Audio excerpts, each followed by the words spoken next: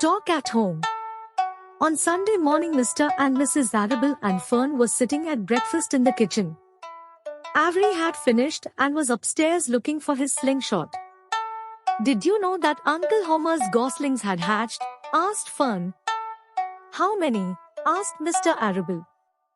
"7," replied Fern.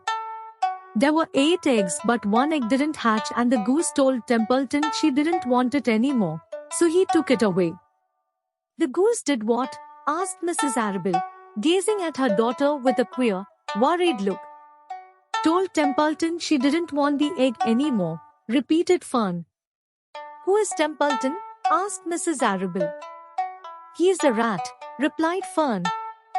"None of us like him much." "Who's us?" asked Mr. Arable. "Oh, everybody in the barn cellar. Wilbur and the sheep and the lambs and the goose and the gander and the goslings and Charlotte and me." "Charlotte?" said Mrs. Arable. "Who's Charlotte?" "She's Wilbur's best friend. She's terribly clever." "What does she look like?" asked Mrs. Arable. "Well," said Fern, thoughtfully, "she has 8 legs. All spiders do, I guess." "Charlotte is a spider?" asked Fern's mother. Fern nodded.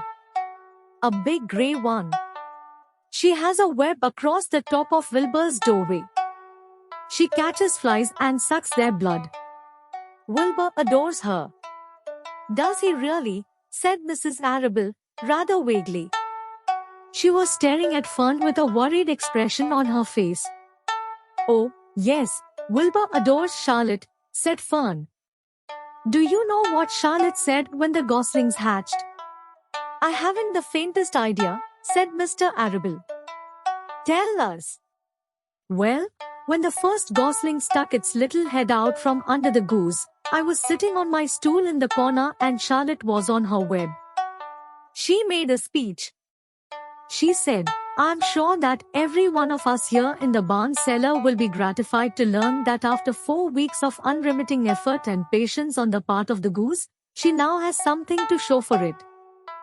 Don't you think that was a pleasant thing for her to say?" "Yes, I do," said Mrs. Arable. "And now, Fern, it's time to get ready for Sunday school. And tell Avery to get ready. And this afternoon you can tell me more about what goes on in Uncle Homer's barn. Aren't you spending quite a lot of time there? You go there almost every afternoon, don't you?" "I like it there," replied Fern. She wiped her mouth and ran upstairs. After she had left the room, Mrs. Arable spoke in a low voice to her husband. "I worry about Fern," she said. "Did you hear the way she rambled on about the animals, pretending that they talked?" Mr. Arable chuckled. "Maybe they do talk," he said. "I've sometimes wondered. At any rate, don't worry about Fern, she's just got a lively imagination. Kids think they hear all sorts of things." "Just the same, I do worry about her," replied Mrs. Arable. "I think I shall ask Dr. Dorian about her the next time I see him. He loves Fern almost as much as we do, and I want him to know how queerly she is acting about that pig and everything. I don't think it's normal. You know perfectly well animals don't talk." Mr. Arable grinned.